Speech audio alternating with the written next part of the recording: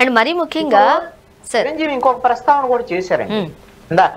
ఇప్పుడు నేను ముఖ్యమంత్రి దగ్గరికి వెళ్ళి కలిసి మాట్లాడిన తర్వాత తన సినిమా అయినటువంటి వాల్తేరు వీరయ్య టికెట్ రేట్లు పెంచుకున్నా, అదేవిధంగా బాలకృష్ణ సినిమా టికెట్ రేట్లు, వీరసింహారెడ్డి టికెట్ రేట్లు పెంచుకోవటానికి కూడా నేను మాట్లాడానని చెప్పాడుగా.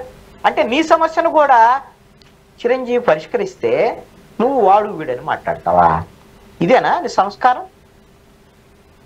అండ్ మరీ ముఖ్యంగా అంత అంటే కోపంగానో అసహనం వ్యక్తం చేస్తూనో మాట తూలో బాలయ్య గారు అసెంబ్లీ సాక్షిగా చట్టసభల్లో మాట్లాడినప్పటికీ కూడా నిన్న చిరంజీవి గారు రాసిన ఆ కంప్లీట్గా లెటర్ చూసినట్లయితే చాలా హుందాతనంగా, చాలా రెస్పెక్ట్ఫుల్గా తను ఏదైతే చెప్పాలి అని అనుకుంటున్నారో ఆ విషయాన్ని, అంటే చట్టసభలో నా పేరు వచ్చింది కాబట్టి మాత్రమే నేను ఈ వివరణ ఇస్తున్నాను, నేను ప్రస్తుతం ఇండియాలో లేను కాబట్టి ఈ లెటర్ ద్వారా అంటే లేఖ ద్వారా తెలియచేస్తున్నాను అంటూ చాలా హుందాతనంగా రాసుకుంటూ వచ్చారు. అందులో ఒక 2-3 పాయింట్లు మీరు ఆల్రెడీ కవర్ చేశారు, ఏదైతే టికెట్లకు సంబంధించిన పెంపు ఉందో దానికి. బట్ ఇక్కడ ఇంకొక పాయింట్ మనం చూసినట్లయితే గతంలో పవన్ కళ్యాణ్ గారు కూడా ఈ మాట అన్నారు.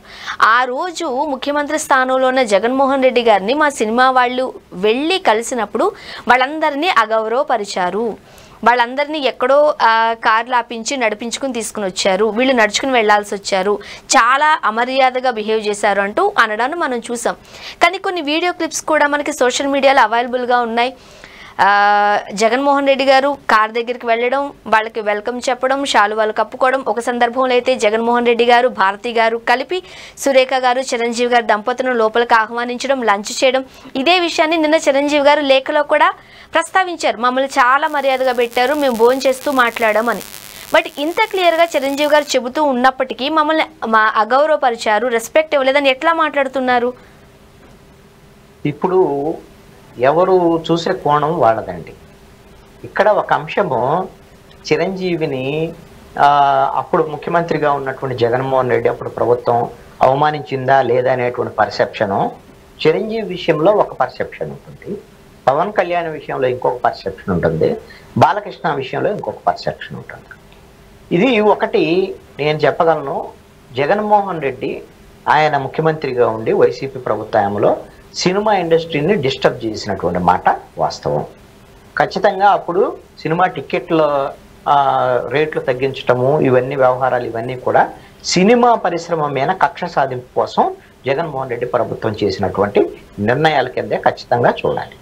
ఆ సమయంలో ఇప్పుడు ఈ పరిశ్రమకు సంబంధించినటువంటి వాళ్ళు ఎవరైతే వస్తారో వాళ్ళందరినీ మీరు చెప్పినటువంటి విషయాల్లో 2 సమావేశాలు వేరు సమావేశాలు జరిగాయి.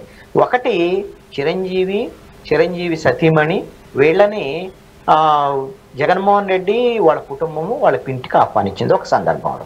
ఆ సందర్భంగా శాలువాలు కప్పారు, వాళ్ళకి మెమోంటోలు ఇచ్చారు, ఇవన్నీ చేశారు, అది ఓకే.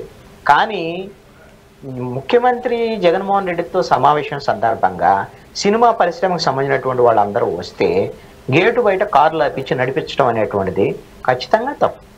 ఎందుకు అలా నడిపించాలి? వాళ్ళు కూడా గౌరవప్రదమైనటువంటి స్థానాల్లో ఉండేటువంటి వాళ్లే కదా. మిగతా వాళ్ళ కార్లన్నీ ఇంకొక సందర్భంలో మంచు విష్ణు వచ్చారు, ఏదో ఒక సందర్భంలో ముఖ్యమంత్రి జగన్మోహన్ రెడ్డిని కలవటానికి.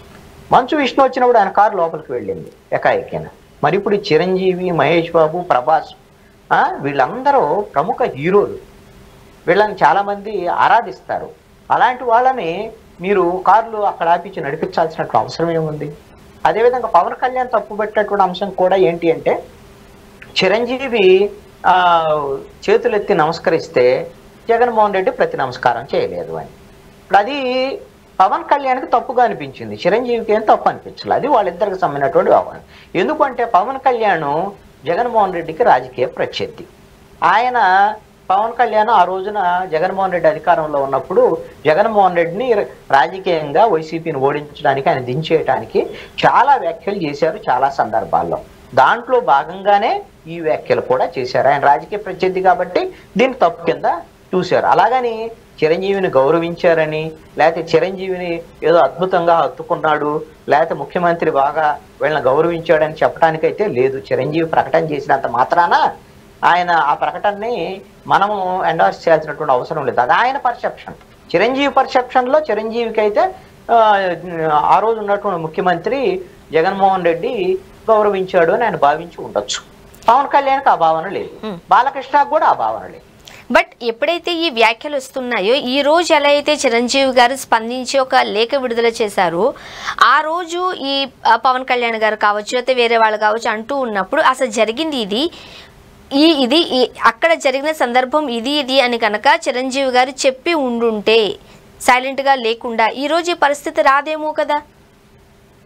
అదే అంటుంది, చిరంజీవి కానీ లేదా ఎవరైనా సరే అవకాశవాదంగా వ్యవహరించేటువంటి స్వభావం ప్రతి మనిషిలో కూడా ఉంటుంది.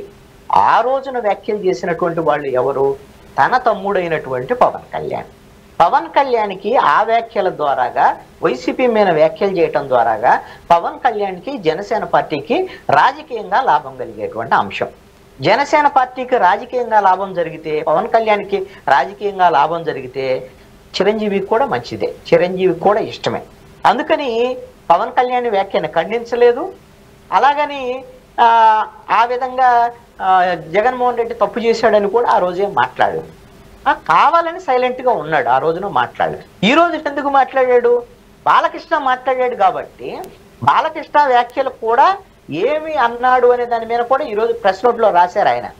నా గురించి బాలకృష్ణ అసెంబ్లీలో వ్యంగ్యంగా మాట్లాడిన విషయం, అంటే వ్యంగ్యం అంటే ఆయన హోదాకి వాడు వీడు అన్నాడు నన్ను చెప్పుకోలేక వ్యంగ్యంగా మాట్లాడాడు అని చెప్పాడు. అంటే ఆయనకు కూడా ఇగో అట్టయింది, చిరంజీవికి కూడా. ఎలా అంటే వాడు ఎవడు వెళ్ళి ఆ రోజున గట్టిగా మాట్లాడలేదు అంటే ఎవరు? చిరంజీవే కదా. మరి కాబట్టి చిరంజీవి ఇమేజ్కి డ్యామేజ్ అయింది ఇక్కడ. కాబట్టి తన ఇమేజ్కి డ్యామేజ్ అయింది కాబట్టి బాలకృష్ణ చెప్పింది తప్పు అని చెప్పాడు. ఆ రోజున పవన్ కళ్యాణ్ మాట్లాడిందేమో చిరంజీవిని బాధితుడి కింద చూపించి మాట్లాడాడు. చిరంజీవి నమస్కారం చేస్తే ప్రతి నమస్కారం చేయలేదు అప్పుడు ముఖ్యమంత్రి జగన్మోహన్ రెడ్డి అని. ఆ రోజున బాధితుడు కాబట్టి ఆయనకేం పెద్ద డ్యామేజ్ లేదు. మళ్ళీ లాభం అంతా తన తమ్ముడైనటువంటి పవన్ కళ్యాణ్ జరుగుతుంది, తమ్ముడు పార్టీకి జరుగుతుంది. కాబట్టి ఆ రోజున మాట్లాడలేదు చిరంజీవి. ఈ రోజున తన ఇగో అట్టయింది కాబట్టి, చిరంజీవి ఇగో అట్టయింది కాబట్టి బాలకృష్ణకు సంబంధించినటువంటి విషయంలో కొంచెము రాసినటువంటి పదాలు స్మూత్గా ఉన్నాయి కానీ ఘాటుగానే ఆ విధమైనటువంటి కౌంటర్ అయితే ఉంది.